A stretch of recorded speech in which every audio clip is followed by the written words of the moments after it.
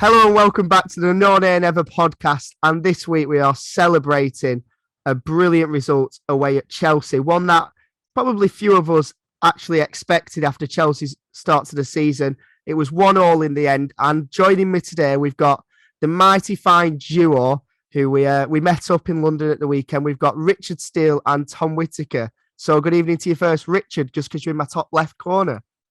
Good evening, Georgia. I hope you're well. Still on cloud nine after that win, and it was great to have a few beers on Saturday. Even though the pub Tom recommended initially was absolutely rubbish. So, yeah, Tom, have you got any explanation, please, as to why I was stood outside for 15 minutes while some Jobsworth was counting his clicker for 100 people? You know what, mate? I've never actually been. I just Googled it, and it said it was a good one to go to. So, you learn from experience, don't you? So, at least we know next time to avoid it and go around the corner instead. Yeah, so viewers, we know if Tom might all be well and good with these tweets, might bring us luck. But if he ever gives you a recommendation for somewhere to drink, do not listen to the man. Let him stick to his tweets. Also, George, the best part of your day, the day that astonished you the most, wasn't Vidra's goal. It was my dad's ability to go on a table in a pub. I'm not being funny, but we were stood up in this bar, and this poor family who must have been in that table for a couple hours, the second that one butt cheek left a chair, not even two, just one butt cheek left and raised as though they were preparing to leave. Richard's dad he was like a rabbit to a fox, or a fox to a rabbit. It's probably a fox to a rabbit. It was like a fox to a rabbit, just bang in there. He was stood up. He was around them, like just being like, you know what, are you leaving? Yeah, we'll have this table. And I think four of them were still sat down. So if you ever need a man to bags your table, it's Richard's dad. So that's the lesson I learned from the weekend. Not that Burnley are determined. But on the pub, I was just going to ask you how was it meeting the No Nay Never crew in person? Well, I've met Rich a couple of times before. We've had a pint every now and again. He's normally at Watford away. That's what I normally do. So I think it was the first time I've met you though, George, in real life. Exactly what I expected. Effervescent personality. It was nice, yeah, it was good. I enjoyed it. It was, I come down on you, and my dad didn't fancy that one, so it was nice to have someone to have a beer with before and after, and put the world to rights. Yeah, so the day probably improved after we avoided the first pub. The day definitely improved after that. And then we went to the ground, and I mean, the game itself, 1-1. I mean, I don't know about you guys, but after 10 minutes, I was definitely fearing the worst. I'd given it all Billy Big balls before the game. I was saying to Richard and Tom, I think we'll nick this 1-0. I've just got a feeling that these big teams are slipping up. But 10 minutes in, they're all over us. I think they've had maybe 30 chances. That might be underestimating it. But Richard, what were you feeling like? You're in the lower tier at the weekend, and it was at the other end of the goal, wasn't it? So it probably felt a bit more scary, especially in the lower tier. Yeah, when you sat where we are, I'll come on to it, a good story in a minute towards the end, which will lie. But it is difficult to actually see the game. But that first 15 minutes, it just ripped us open. We really couldn't get to grips of it at all. I thought Reece James was the standout player for me all afternoon. And it's one of them, though, isn't it? You get a little bit of luck, they hit a few wide. Popey makes a few great saves. If the 2-0 up in the first 15 minutes, you probably lose that game 5 or 6-0. But that's a bit of the luck you need when you go away to these massive clubs. And as I know we're going about it more, but as the game grew on, we more got like to the old Burnley about being dogged, about being determined. So, yeah, Chelsea were outstanding. I think it's going to, we watched the Man City United game in the pub before. I know Liverpool dropped points, but I think it's going to be an outstanding title race this season. But Chelsea do really look a top side, and there's not going to be many teams at all in the bottom half of the league who's going to get there and get anything this season. Yeah, it was really interesting because they just seemed to be all over us. But Tom, do you reckon did we start badly, or were Chelsea just, the champions of Europe putting on a show? It's a difficult one, and I think the way they play, the pressure high, it's really difficult to keep the ball and recycle it against them. The sort of outstanding feature, I think, of Chelsea's season thus far has been the full backs, and that was really on display, I thought, especially, we've mentioned him already, Reece James, the best player on the pitch. The main problem we had, I think, was it was not knowing what to do with with the crosses coming in, we spoke about it on here before, and we've done it for a long time now, defending deep, defending narrow, letting the crosses come in and then heading them away. But the crosses were coming from all angles. You can sit a little bit deeper and play in at a different angle. That's what you saw a lot of that from James. And I don't think we really got to grips with that. We know we're a bit weak on the left-hand side. Obviously, Taylor's had a bit of an up and down season so far, although I thought he was fantastic on Saturday.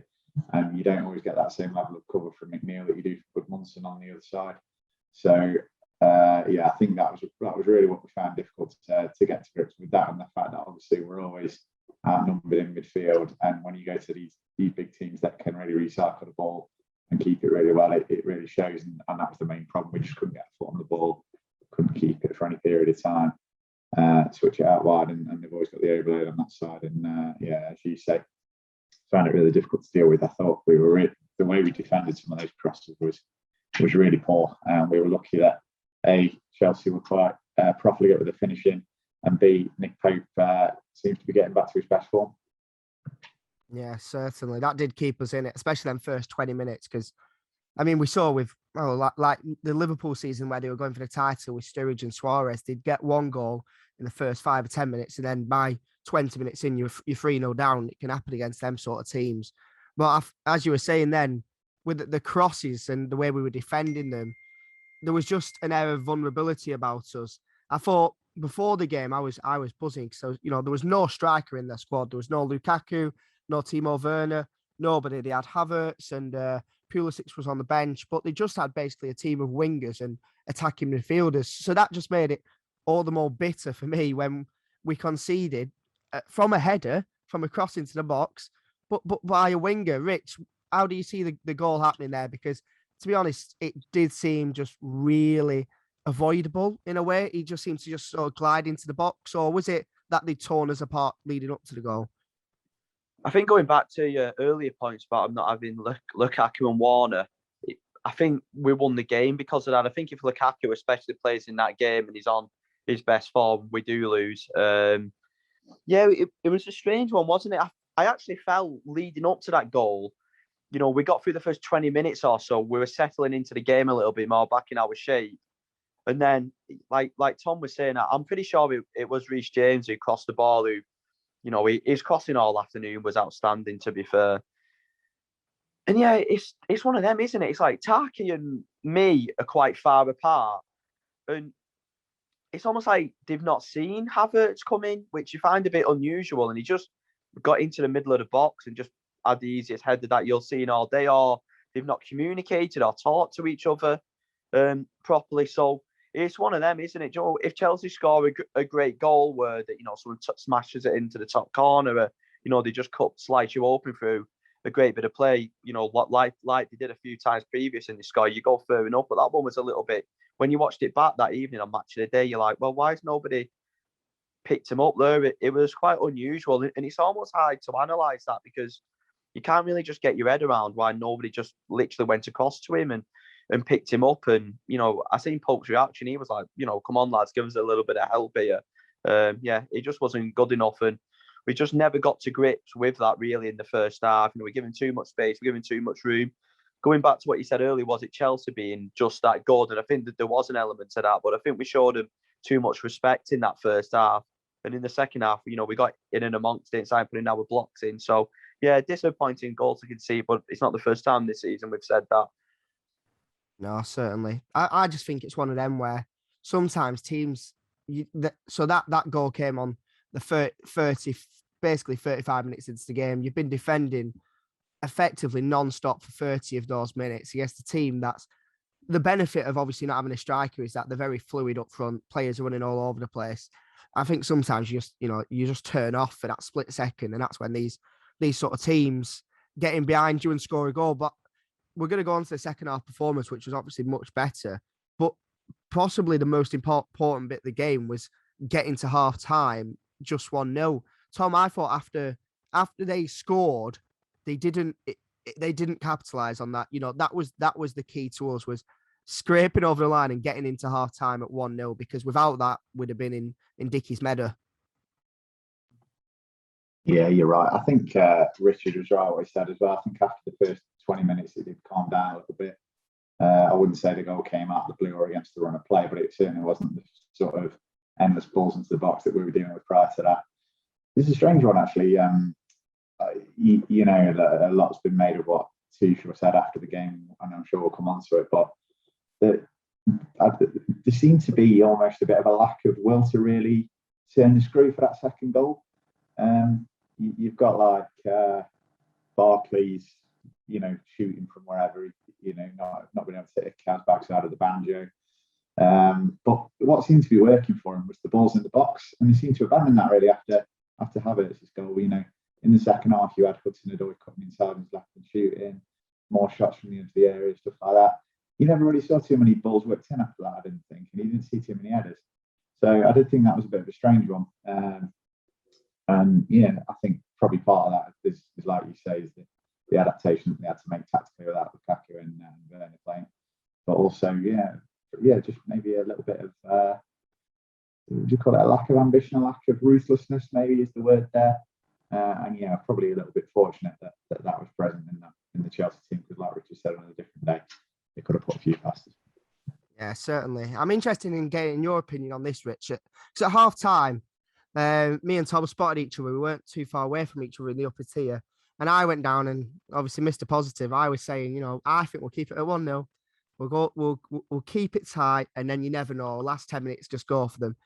Tom was adamant we didn't have a goal in us, but his expectation was obviously that from now on it's going to be a tough game. But down in the lower tier with you and your dad and your friend, what was the sort of feeling at half time at 1-0? You know, it could have been a lot worse, but what were you thinking going into the second half?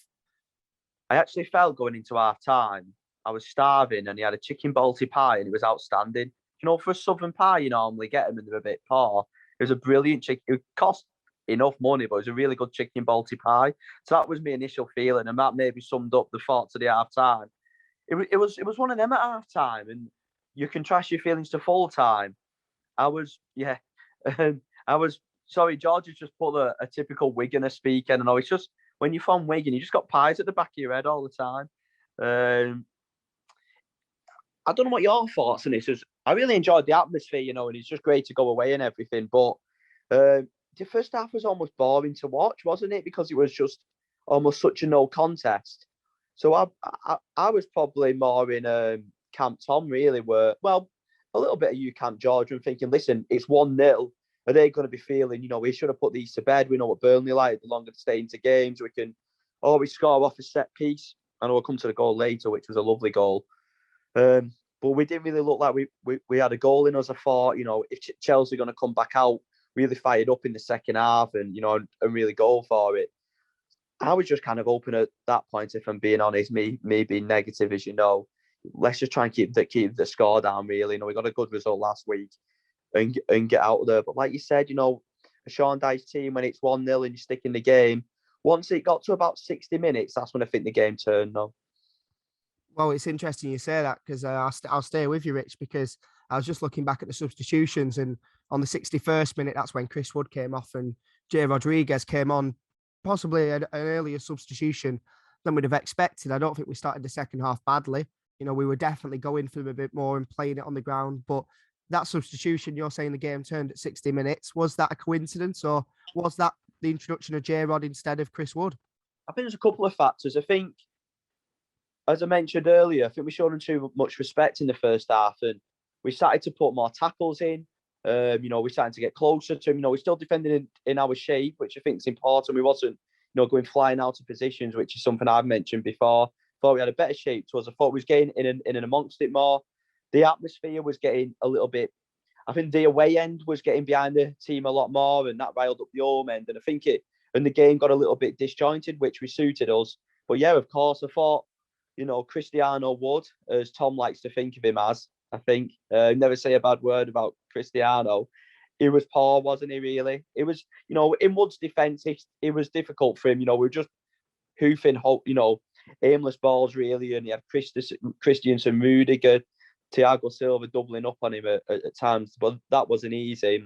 Sometimes when you do play a little bit deeper, you know, you want to have that player who can link the midfield to, you know, to the attack. And I thought Jay did that well. I thought he brought a lot of energy onto it. You know, he had a few nice touches, helped us keep the ball help us keep the ball more. And I think, we've talked on this podcast, and a lot of Burnley fans in general about Dyche's substitutions maybe being too late or not attacking. I thought his substitutions were outstanding. Like when I seen Jay coming on, I just thought it was going to be for Cornet.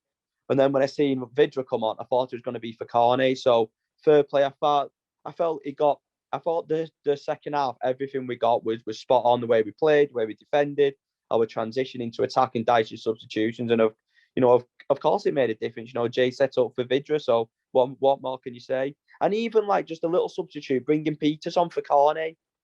I know it was only with maybe just under 10 minutes left, including injury time, but possibly even going back to the Leicester game, we've maybe not made that substitution to hold on. You see David Moyes yesterday being 2 fullbacks on for 2 wingers, and and you hold the game out. So I thought Dyche was absolutely spot on yesterday. I think you bob on about the subs, Rich. I think for me, what really stood out, as well as the fact that we made some good proactive substitutions, like you say, leaving Cornet on. I don't think anyone expected that, but it was a signal of our intent. I think we were lucky as well on the opposite side. I spoke already about Chelsea not pressing the advantage. I really thought it was crying out for a sub or two for them. I know they perhaps didn't have mind you, I said they didn't have the quality on the bench. They brought Pulisic and Mount on with 10 to go. Then for me, the game was drifting, like you said, it got a bit scrappy. I was really expecting them to take Hudson-Odoi off, to take Barkley off. Didn't think either of them played that well. Neither of them could finish the dinner. I was really expecting to see one of those two, Mount or Pulisic, before the goal. And I think the fact that Dyche was proactive and Tuchel was reactive was a big reason that we got a point in the end. And it's normally you'd say it's the other way around, and certainly, like you say, normally Dyche's substitutions are something to criticise. But I thought he was absolutely bob on Saturday. I think that's a really good point. Yeah, we were definitely proactive. I just thought there was a whole sort of mood switch at half time. As soon as he came out, the crowd got behind them.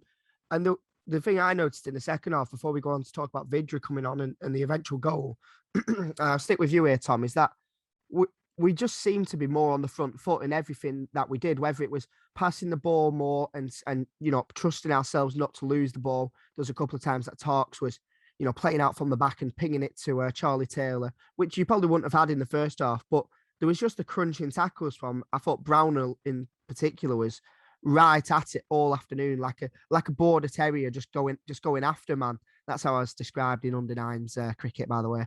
Got fielder of the year, like a border terrier running after the ball. So I thought that's what that sort of Brownell was like. So Tom, did you notice that sort of attitude switch in the second half before we even equalised? They were just going for Chelsea. Yeah, I think everyone in the away and people around me were saying it's like a young George Bull out there watching Brennan running about. It's I think Richard's sort of touched on it already. I think there was the further we went into the game, and obviously the subs helped. There really did seem more and more of a belief that it was going to be one of those days where the opposition hasn't taken the chances, and are you going to sneak something there? Like Richard said, less. We were showing too much respect in the first half. We were much more in the face of the second half. Some of the blocks and tackles, throwing themselves in the way of things, really impressive. Like you said, I think that's the quality that Brownhill does bring in that midfield is his legs. He works so hard. He doesn't stop running. I think technically he can be a bit deficient sometimes for me, but yeah, he showed exactly why he's in the team there. I had a call on Saturday. I think you're right. He personified the effort in that second half of really not letting them settle and not letting them dictate the game to the extent that they had done in the first half. Yeah, and it was interesting for me how you both mentioned before that you're expecting when that number board comes up and Jay Rodriguez is coming onto the pitch, you're thinking, all right, Cornet's going off here. We're sort of going with a different tact, but it didn't happen that time, and it didn't happen the next time when Goodmanson who came off for Vidra on the 70th minute mark, and I expected, well, all right, Vidra's coming on, Cornet's now going to come off, but no, Dash stuck with him and he brought Cornet back to a winger position. And Rich, we may as well just go on to the goal. Vidra comes on in the 70th minute, and less than 10 minutes later, on the 79th minute mark, J-Rod and Vidra are linking up from a Lawton cross. And our two subs, notoriously Burnley, our subs don't score, but not only did a substitute assist in J-Rod, but Vidra was the one to put it away. I mean, describe the scenes in that away end and just the goal itself, because it really did cap off a wonderful second half for us. Yeah, I think Vidra's someone I really like as a player. He's not ideal, and when you've seen Cornet come into the side, I think his letdown is that he's not clinical enough in front of goal, is he? But in terms of the energy and the running he brings to the team, he definitely brings us something different. I think he's not going to start as many games now this season with Cornet coming into the side. But for me, he should definitely get more minutes. There's no point bringing him on with 5 minutes to go. Especially Wood sometimes has those games, doesn't he? Where he's honest, where he's just awful. So I wouldn't say Saturday's one of them because I think there's factors to it, but it wasn't going his way, should I say? Get Vidra on, and I know Jay come on first, but I want to see him get more minutes, especially someone like Goodmanson, who is a very, very tidy player, but as the game gets more stretched, Vidra's going to be the one who hurts, and then Cornet can go out wide. It was a fantastically well worked goal. I mentioned before, I was thinking probably the only way we're going to score here is for a set piece. I think that's the first. I think I read a stat. That's the first goal from open play Chelsea's conceded this season. So that shows a bit of the quality of the goal. Sometimes me more so than you two, I do complain about Taylor's crossing, and about 2 minutes earlier he put one straight into the keeper's hands, and I'm like, what are you doing? But really good ball to Lowton. I think it was a little bit of a dodgy touch to Westy. I don't think he can class that as a cushion layoff, even though he's superb, Lowton. And that's Westwood's ball, isn't it? Sometimes we moan about it, but when he's near to the box, that's a really dangerous ball to defend. What I did notice about the goal as well is, and maybe this sums up Cornet's striking instincts and maybe put the defence off a little bit. We had 3 men in the box. It wasn't just the two. Cornet was in the box. He wasn't just out wide on the left. And like I said, Rudiger's had a brain fade. We're talking about centre half switching off. Someone who's been outstanding this year when I've watched Chelsea. He's sitting a yard deeper than the rest of his defence. And obviously Jay's lovely little header nodded back to Vidra. I did the old classic where I lost my absolute mind for 10 seconds. And then you see the rest standing still in his own half. You think, oh, bloody hell, here we go. It's going to be another Leicester. Obviously, when you're so far away, it's difficult to see. It's like one of them, like, surely he's offside. Chelsea can't defend that goal that badly. But once the ref give it the little point to the centre circle, it was fantastic. And then the last 10 minutes, that atmosphere was absolutely bouncing. The Burnley song going. There was that. What I love about a Burnley crowd when we're in it, it's absolutely electric. The passion. You're spurring your team on. And I think that last 10 minutes, we never really looked like conceding. So I know we'll probably go on, after the game and full time and different things like that. But yeah, it was a very special afternoon, really. It was the best, not just pre-COVID, it was the best away game I've been to for a long time. That, imagine if they just scored in the last minute. Jesus, I think I'd still be in London now. Yeah, well, before we go on to talk about the defending in the last 10 minutes, which was superb, Rich, how about those two chances at the end where J-Rod's through on goal, 25 yards out, and he takes the detour to the corner flag in typical Burnley fashion, and I think Vidra had a chance as well. Yeah, I think the J one, listen, it's maybe, Tom said, and I think he's made a fair point, it wasn't the best pass. It could have been a little bit in front of Jay. But still, you're 20 yards from goal, take a couple of touches and just have a shot. Who cares if he goes into Rose Edge? He could get a corner. That's someone who spent most of his footballing life watching Burnley and playing for Burnley. He's decided to take it into the corner. I just went, what are you doing? No wonder people don't like us and say we're boring. But anyway, and then we get another one. Again, that's what Vidra gives you, though. We talk about, someone like Thiago Silva, who'll just win every header all day. Just that long ball from Popey, whose kicking was a lot better, actually, on Saturday. Vidra's got him behind. And when you're seeing it live, you wasn't quite sure. And then when I watched it on Match of the Day, I thought, what a chance that was. Some chance that. If he's literally just hit it straight and it's a goal and he's hit it wrongly. But tell you what, if that Vidra shot went in, I think there would have been a few Burnley fans on the pitch. It would have gone absolutely mental. Well, funnily enough, before we give Tom a chance to rebuke this point, when Vidra went, I went and stood with Tom the last few minutes. When Vidra went through on goal, there was one thing that he turned around and he said he should have gone to the corner flag. Should have gone. So that's a man who's also watched too much Burnley in his time. But Tom, I'm not going to give you the chance to rebuke that point because I know it happened. But the defending in the last 10 minutes, I don't think they had a proper chance after we equalised. And I think personally, when you see them last 10 minutes, it's me and Tarkowski at their finest form, just looking absolutely solid as a brick wall. You're not going to get through them. But Tom, I don't think Chelsea had a real chance after we equalised. Like I said, only one team looked like scoring afterwards. They had to go from sort of 0 to 100 into the last 10 minutes. Like I said, they're chucking them 2 subs on. I don't think they had that rhythm. I don't think they'd got too complacent. Basically, they weren't obviously expecting us to score, and they only had 10 minutes then to wait themselves up. And like you say, balls in the box, things like that, we haven't got centre forward to worry about. If you're happy to drop a deeper like we were, then you normally back us to do that. And obviously, we've complained earlier on this season that when we've had those kind of chances, when we've had a lead, we've not always sat on it and defended it that well. But like you said, we're really comfortable. I don't think Pope's had anything to do that last 10 minutes. Come out and caught a couple of crosses that you'd expect him to catch. And like you said, only one team really that looked like they had a goal in them. I'd like to say I've been slightly ironic when I said that Vidra should have gone to the corner. The nerves were kicking in at that point, mate. That's all I'll say. I think everyone was nervous, but I mean, to be honest, I was confident. I did say to you at half time, Sam, I said, we'll grab a goal here, 1-0. But I was confident in the last few minutes, but it's just nerve-wracking. I mean, Rich, I remember speaking to you after the game and you said it's almost better sometimes if you've been battered and you're not even in the game because you don't have that optimism. But I thought the last few minutes, as nerve-wracking as they were, the sort of scenes when after the game the players came over and you just saw how much it meant to them. You know, Josh Brownhill in particular, he was giving it big uns. Yeah, it's the hope that kills you sometimes, isn't it? But like I said, after the game, I think Burnley put something on the Instagram about the fans celebrating.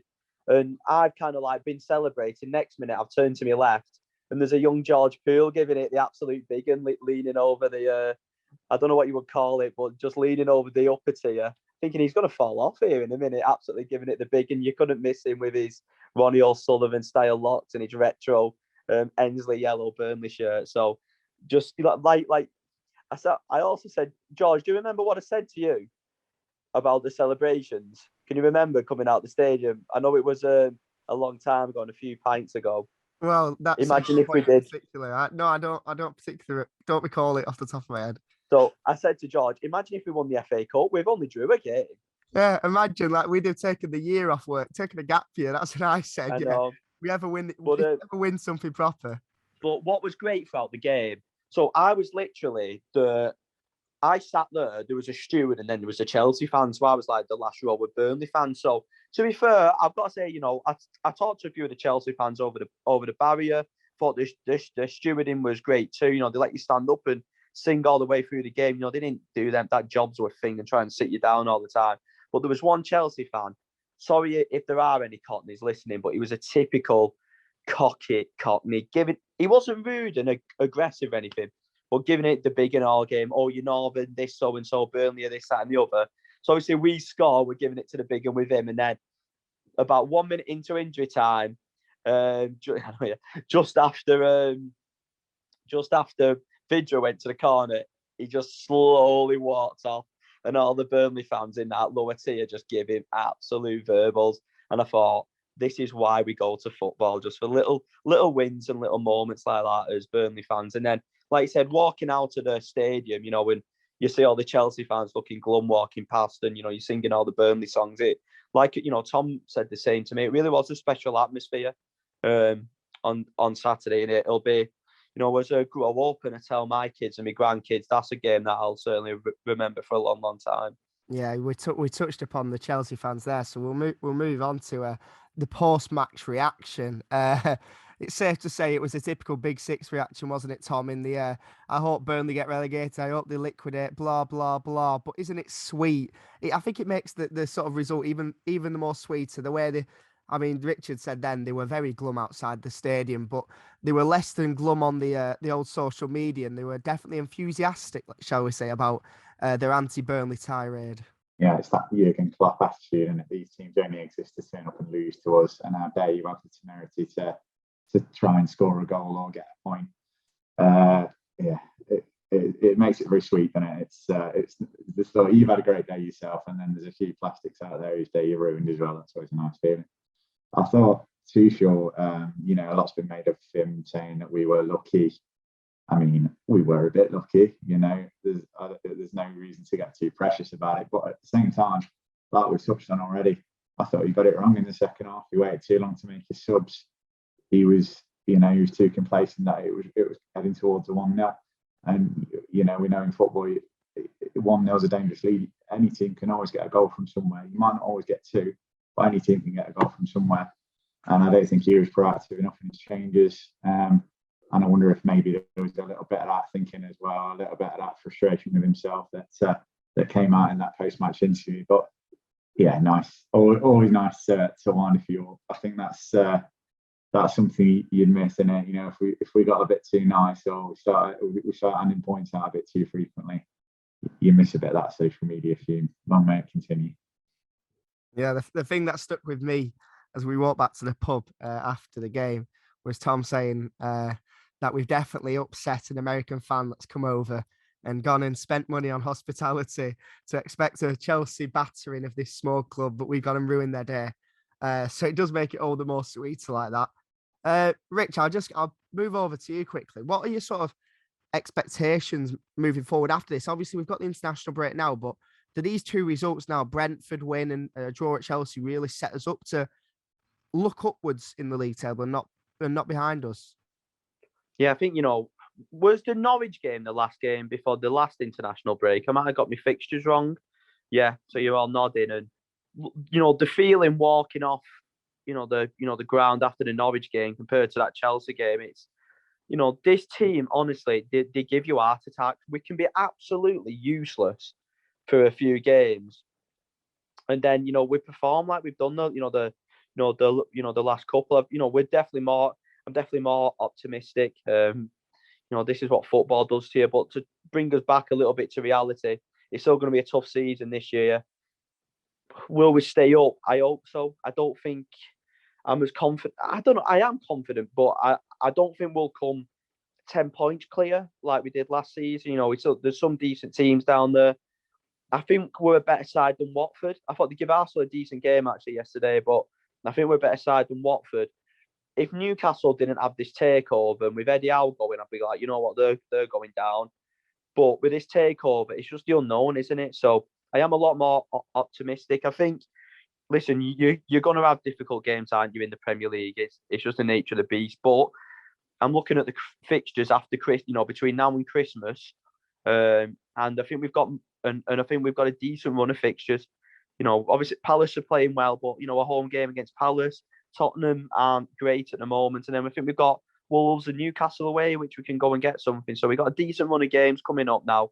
So I'm definitely a lot more optimistic than after that Norwich result, where I thought we looked a really average team. But, Cornet's a big one for us, isn't he? He has got to keep fit, and we're going to miss him at the African Cup of Nations. But listen, let's stay positive after that great draw.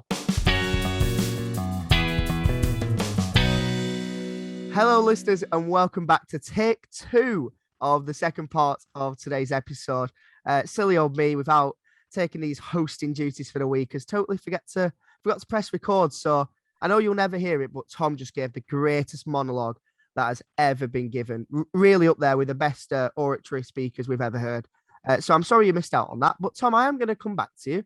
And we were talking about the international break possibly stunting the momentum of the team. Now, you weren't so sure, because is it good to go on a high into the break? I feel like this is going to be like Tenacious D now. It's not the greatest monologue in the world. It's just a tribute. But I'll do the best. Yeah, it's you can look at it two ways, I think. Rich made a good point that the contrast with the Norwich, the Norwich result just before the last international break. Then you've got 2 weeks of just stewing on that rubbish performance, rubbish result. The feeling around the club, I don't think, was great after that. Whereas now, we've just had a good run of results. We're not losing games. We've had a great result there, a smash and grab point.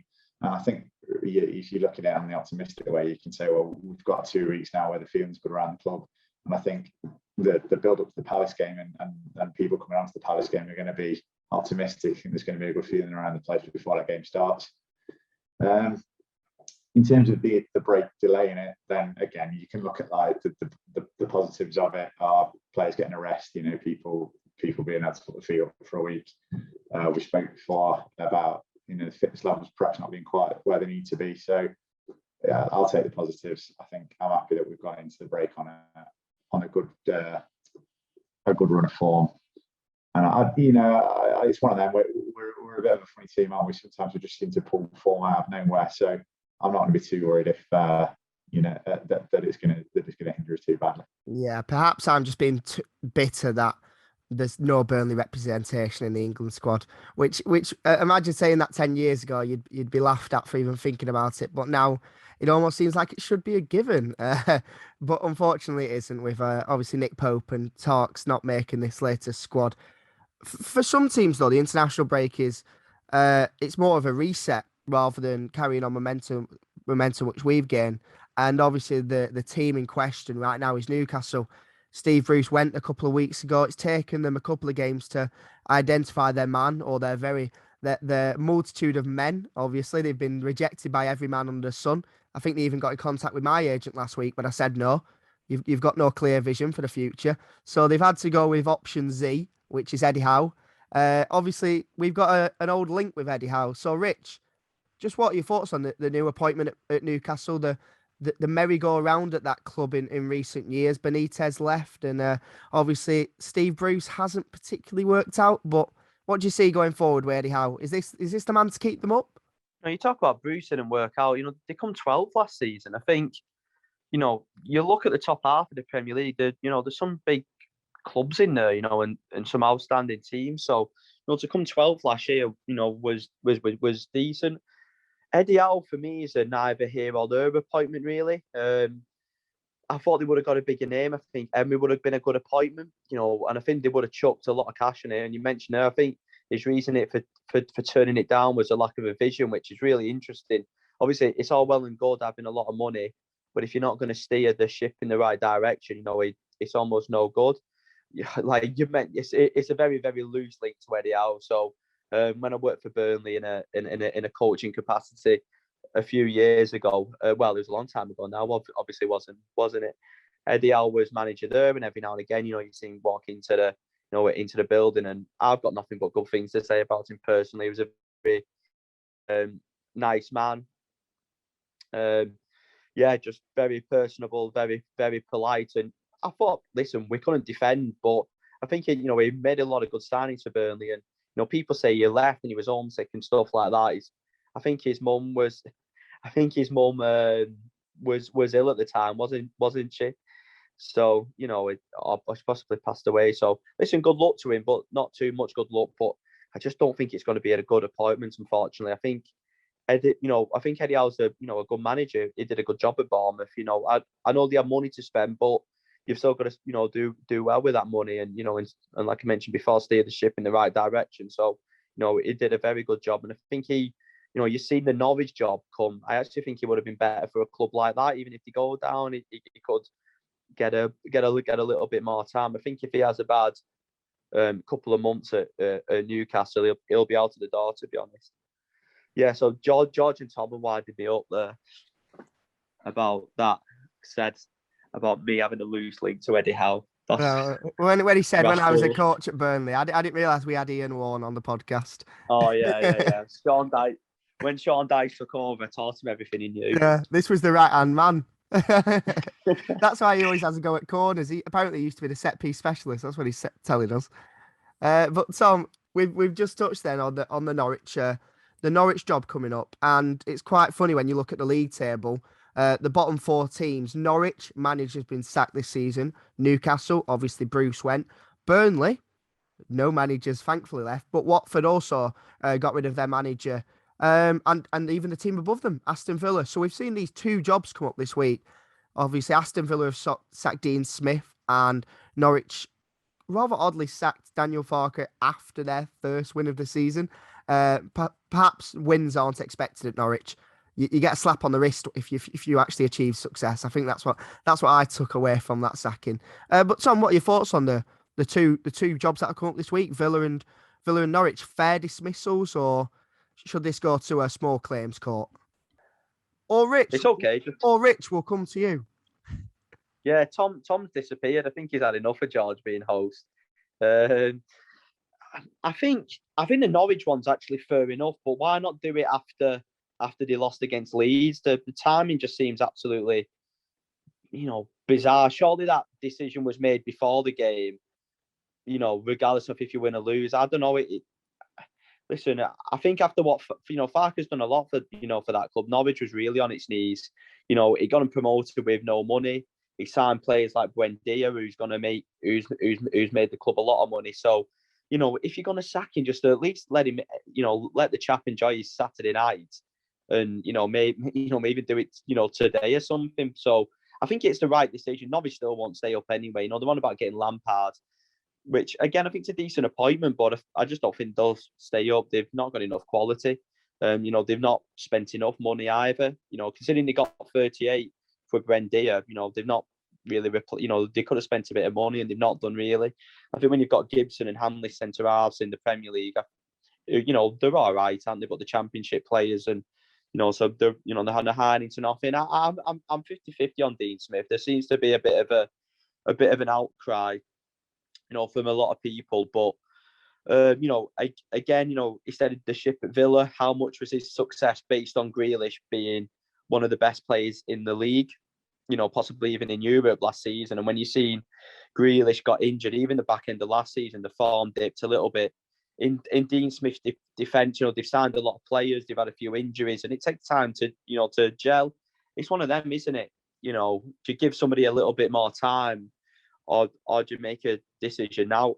Again, with stuff like that, proof will be in the pudding, won't it, George? Ultimately, if Aston Villa go and they hire somebody and they go on a great one, you say fair play. But if they do poor and lose that little bit of stability, but I think someone like Villa, though, their expectations are different to what we are now. We keep Dyche because ultimately the aim for us is to keep us up in the league every year, and we know we'll have our troughs, but under Dyche, we'll have a better chance than if we don't sack him. But I think Jamie Carragher's made some really good points over the last few weeks where football clubs aren't built around the managers anymore. I think we're the anomaly there.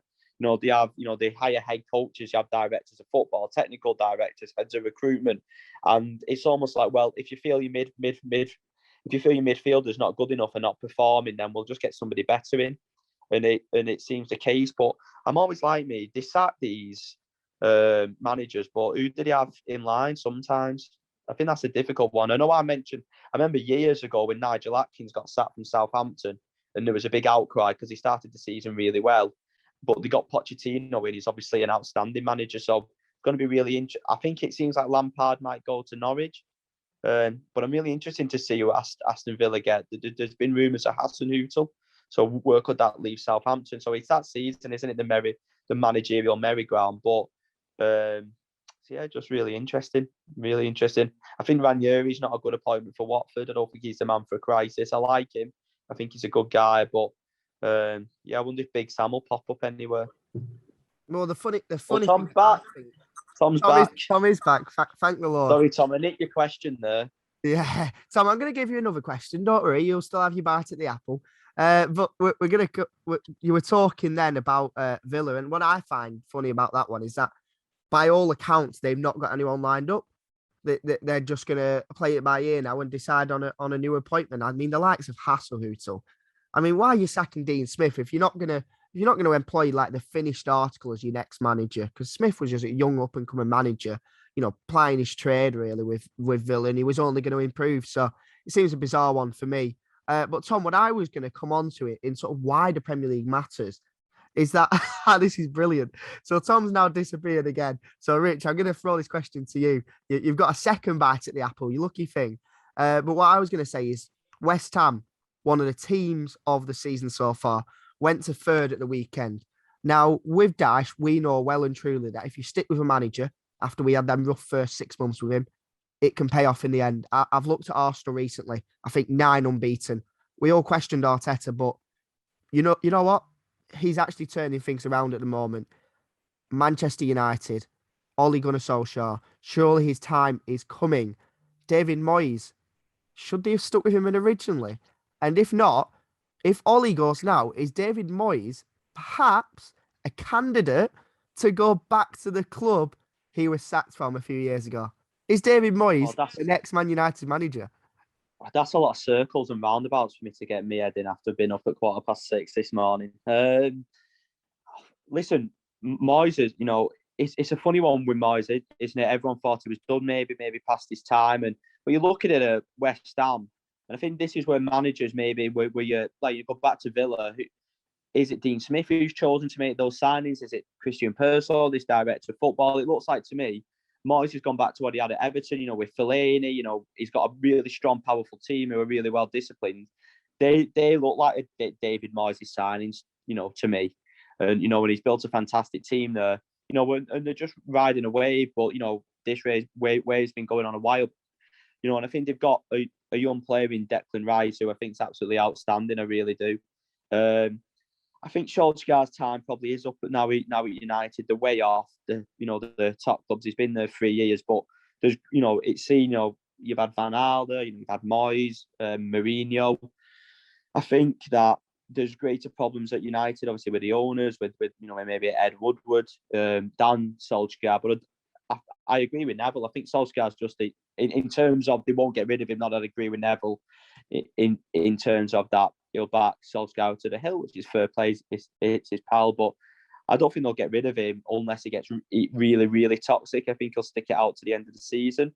So it's interesting, but I don't see Moyes coming back to United. But you know what? Wouldn't it be a great story if he did go back and he did well? I'm really interested to see how Conte does at Spurs. He's obviously a top manager, but you look at Spurs' squad, they're nowhere near it. Kane looks so disinterested. He looks about as disinterested as my students in a 9 o'clock lesson. So yeah. Perhaps that says something about the teaching, surely, Rich. No, I agree with the students. Interesting lesson for Mr. Steele. Oh yeah. Well, any 9 a.m. for me, there is a lack of interest. I'm sorry, but why schools don't start a bit later is beyond me. But I found it interesting talking about why the Premier League matters there, especially the West Ham one, because like you've said to me a few times, Rich, they're just Burnley, but better, really. So I did find that interesting. But Rich, just before you head off, I want 3 teams from you right now at this point of the season. Who are 3 teams that are worse than us and will go down in our place? I'm going to say Norwich, Watford, and Brentford in that order.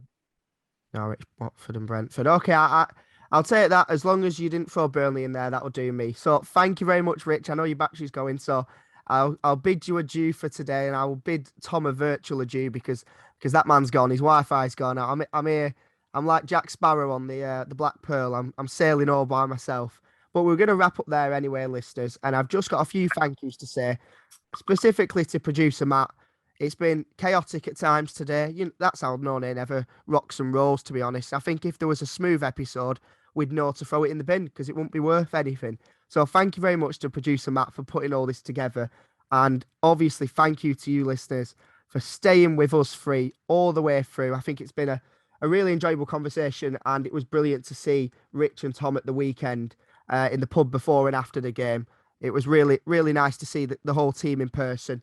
And listeners, if you ever see us before or after a game, come and say hi, because we'll be more than happy to grab a pint and talk all things Burnley. But my final thank you has to go to George Gaskell, who's produced the brilliant music for us this season. It's been brand new, and I hope you're enjoying it, especially during them intermission breaks for when our internet breaks down during recording. So thank you again, listeners, for tuning in.